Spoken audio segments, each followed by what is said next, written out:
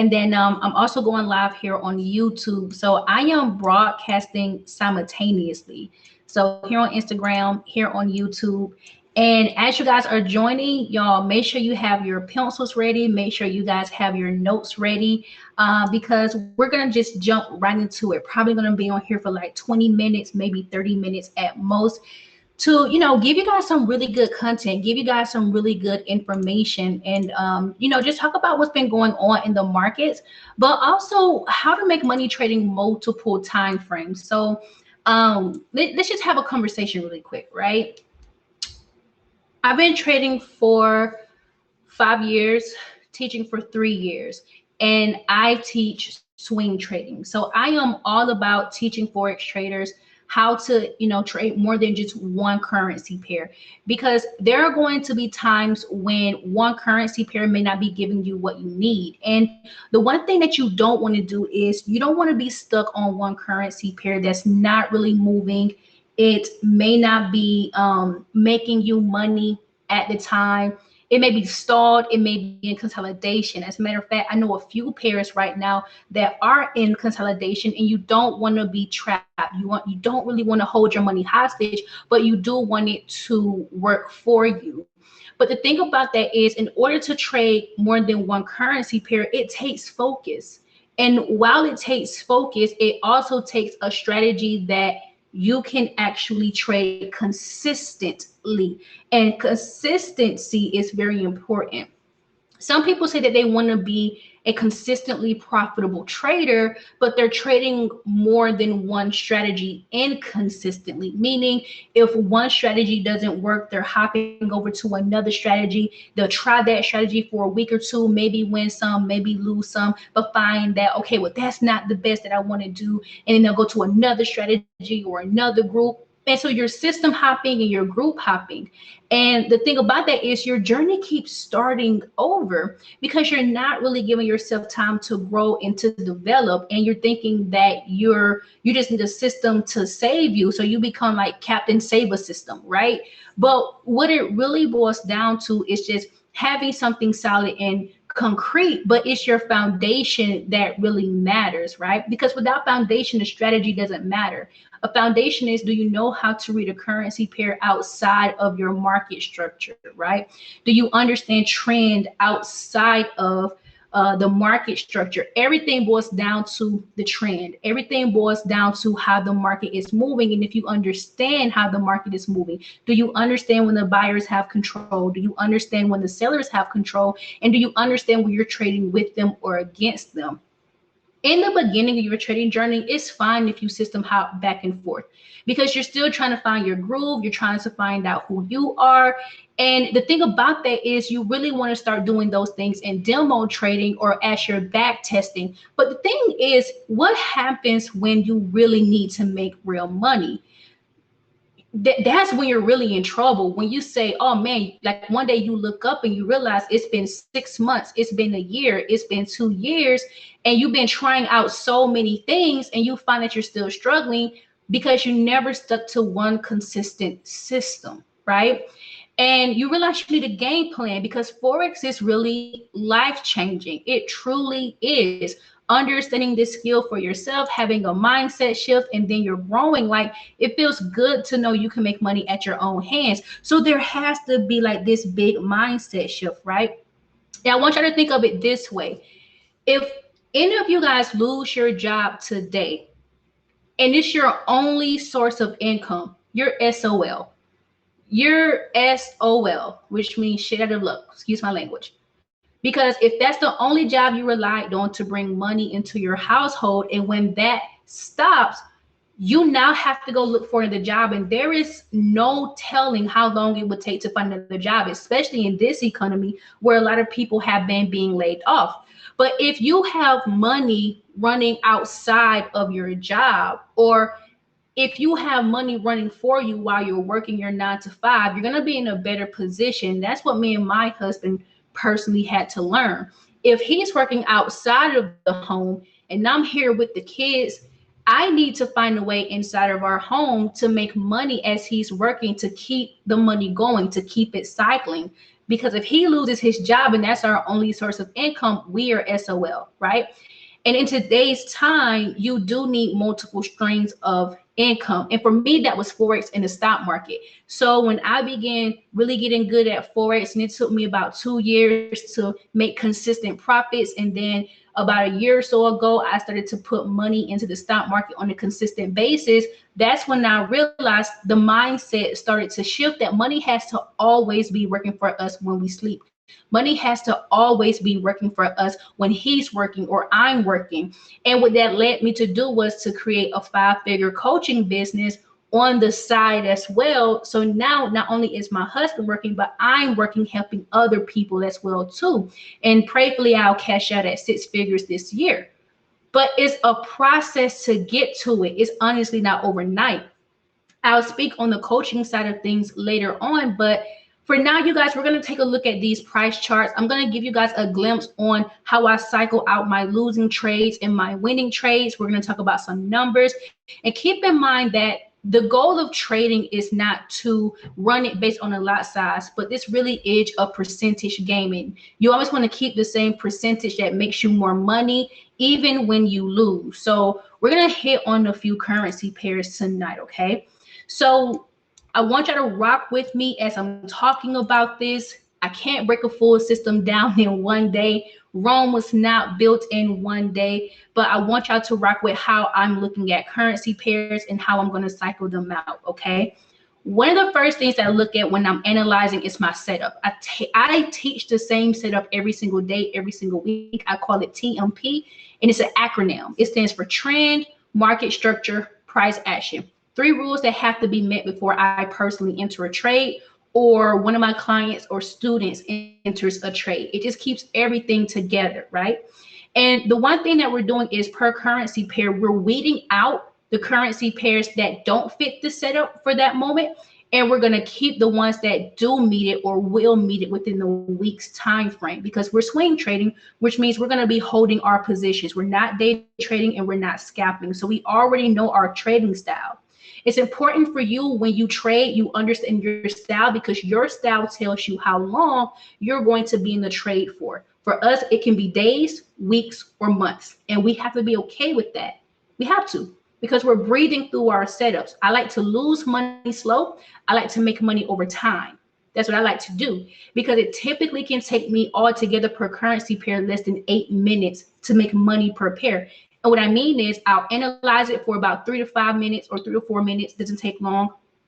It takes less than a minute to enter the trade, and we're going to let them run for us. So I can make a few thousand or 100, depending on the pair and how much capital I have, by doing less than 15 minutes of work, less than 10 minutes of work. And that's when we have to learn, okay, now our time has to be calculated in this thing, right? So this is a currency pair that just hit profits. I'm going to walk you guys through how it hit profits, how I'm kind of anticipating it for it to hit second profits. I'm going to walk y'all through how this happens. So this is the Australian dollar versus the Japanese yen. The first thing that we're going to do when we hop on these price charts is we're going to find out who has the control, the buyers or the sellers. You do not do this by looking at your market structure. You're going to do this by looking at your exchange rates, the foreign exchange rate, or the foreign currency. Can't even get this out. The foreign exchange market, aka the Forex market. We're looking at exchange. The word exchange is in the name, okay? So as I look at these numbers, I'm looking at my highs, I'm looking at my lows, and I'm going to call these numbers out loud. I make my students and my clients say the numbers out loud so it makes sense numerically, and we're going to say it in order. So we're going to call out how it goes up. 0.84 or 84 yen, 84.94 yen, 81.97 yen, 85.46 yen, 82.28 yen. And now what has happened is price has gone up to the upside and it's created a new high around 85 yen. Okay. What this means is that as the numbers keep increasing and we see that there is a steady flow, we want to be the buyers. I was a buyer back here within this range because the moment that price made a new high at 85 yen, because we're trading the Australian dollar versus the Japanese yen, What this meant was that the highest price that a person who lives in Japan can pay for the Australian dollar was 85 yen per one Australian dollar. So since I'm understanding they're buying at a high price, I want to buy at a discounted price because the buyers have control. So what we're going to do is we're going to look for a discount in price. So we need price to pull back, not reverse. We need price to pull back so we can buy with the buyers. So as long as price stayed above that last highest low number at 81 yen, we were going to be the buyer. So that's when we come in and we analyze and we put our structure in. We don't have to look to the left. I do not teach people to look to the left, structure leaves clues. I do not teach that. Because as price moves to the right, you need to stay to the right. You don't have to go to the left. That's past information. The market makes new highs and new lows, and you want to stay with that information. So as we see buyers come into the market, we are becoming the buyer. And I do use Fibonacci when I trade too. I'm not trading level per level. I'm basically trading still the demand of price. So the goal when I took the trade back here, when it touched my zone, was to see if price could actually come back and pass 85 yen, because this information had not happened yet. So the moment I got buyers into the market, took a buy position. First target recently got hit this week due to this rejection candle. Now that we've made a new high, I kind of want to see if price can go a little bit higher so second target can keep running in my personal account. And if it does hit, then you got those two targets that just got hit. So this is one trade when we entered back here. When I entered back here back in on April 23rd, I've held it. And so profits didn't get hit until what, May 10th. So that's 2.5 weeks going on 3 weeks, or basically 2.5 weeks. So once again, I am the buyer, but I'm also swing trading. So I know I'm going to hold the position. And as a swing trader, I have to be okay with that. So this is money that works in my sleep for me, right?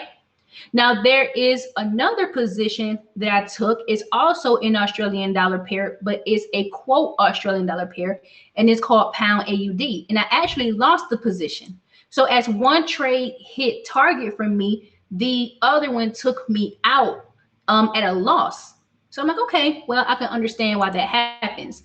So this is when we as a trader, and I'm going to show you guys where my entry point was.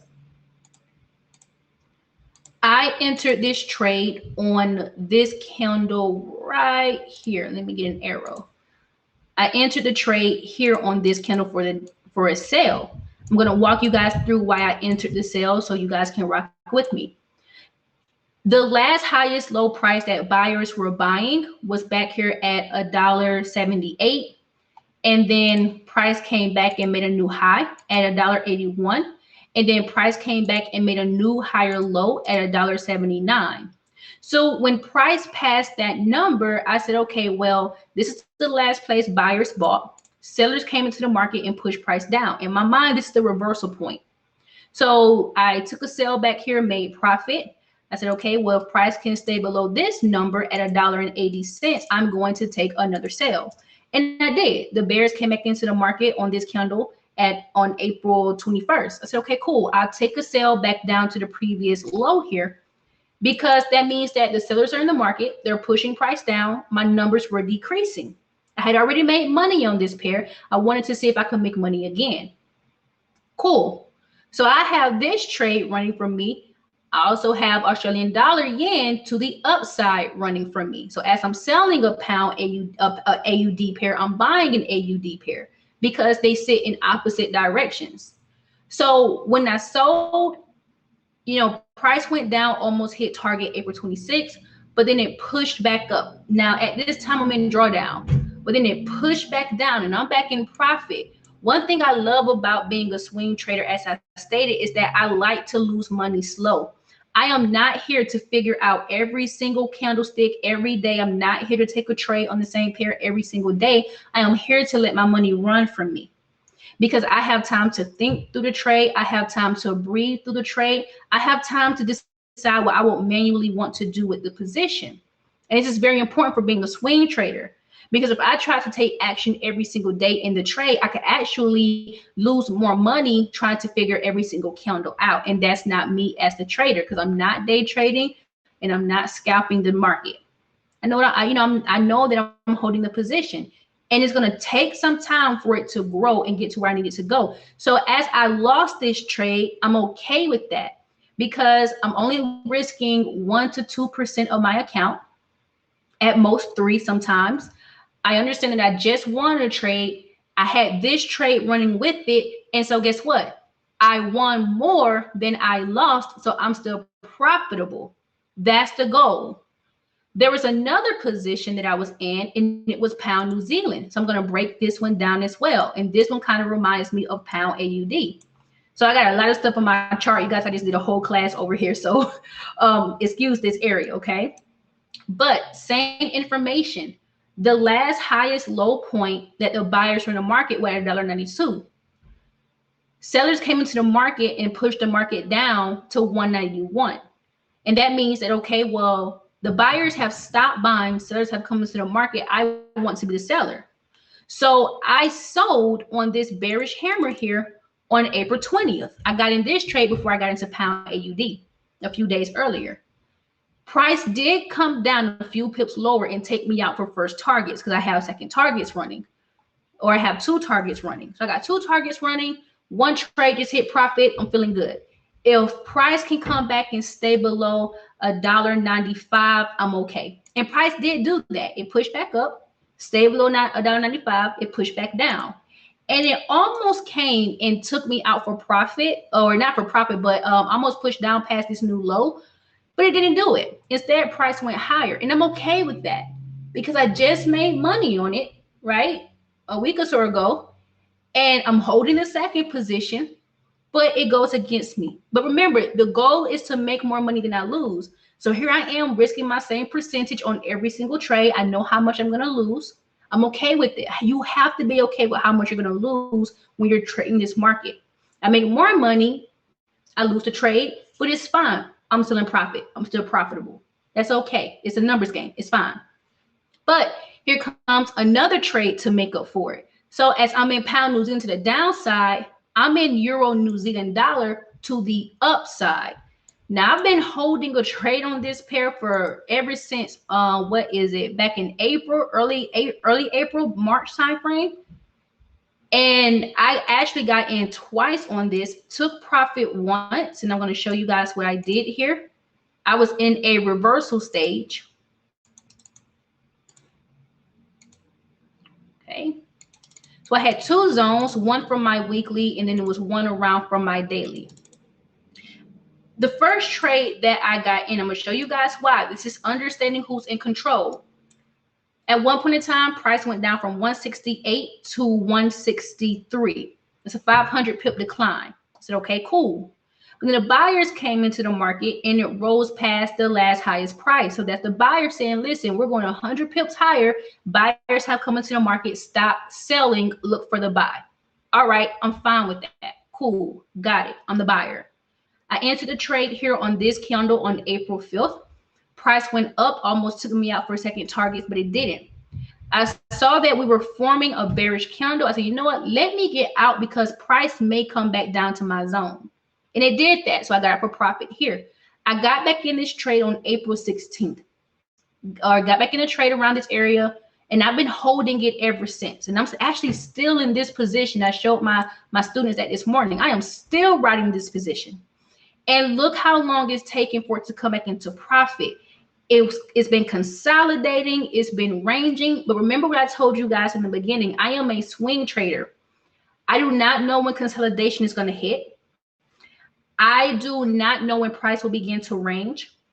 All I know is I have a final target, and my final target is $1.69. I have no idea if this trade is going to hit profit or not. All I know is per pair that I've shown you guys, I've traded the same technique, TMP.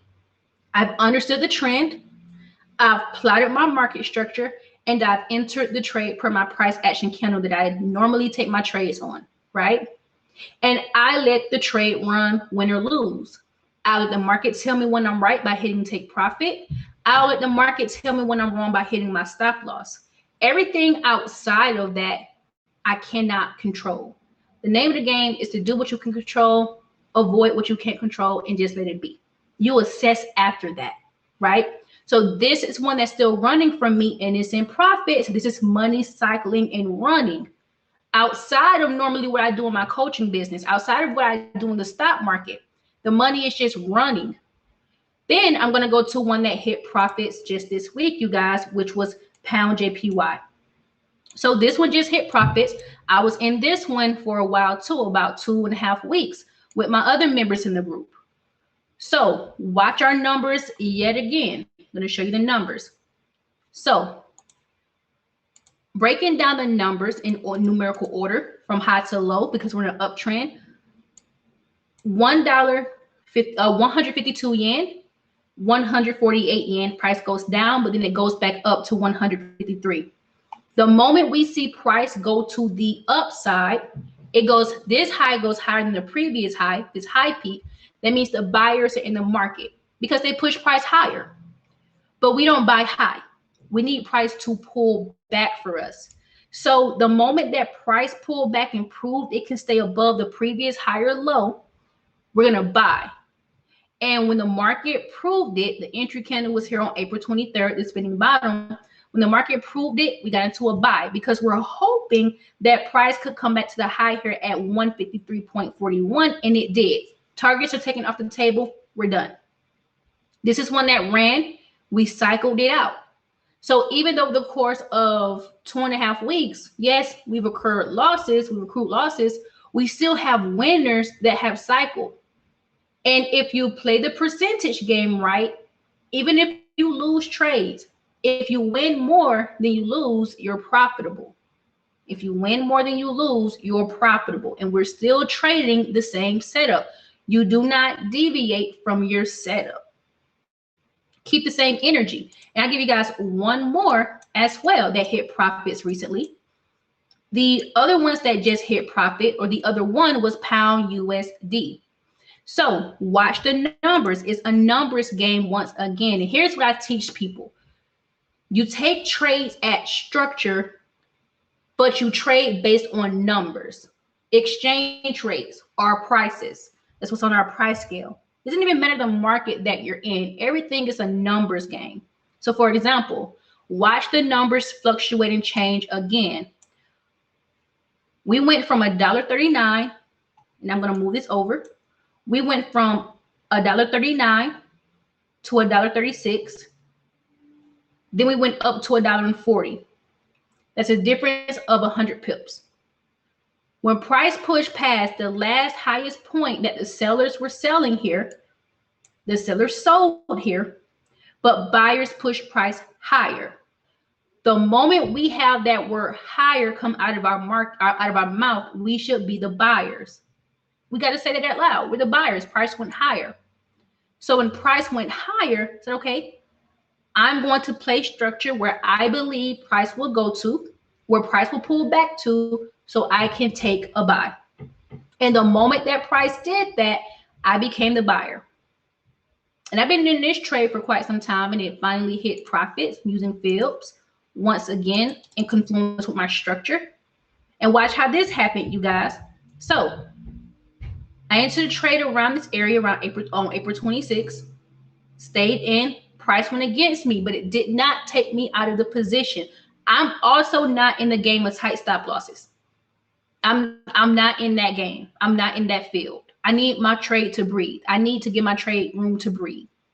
So the moment price went back, that was not the time to become the seller, because I know a number I don't want price to pass. If it doesn't pass that number, I'm still in the game. Sometimes price has more to go. Sometimes fundamentals can fake you out. And I understand that. And I teach people how to understand ranges.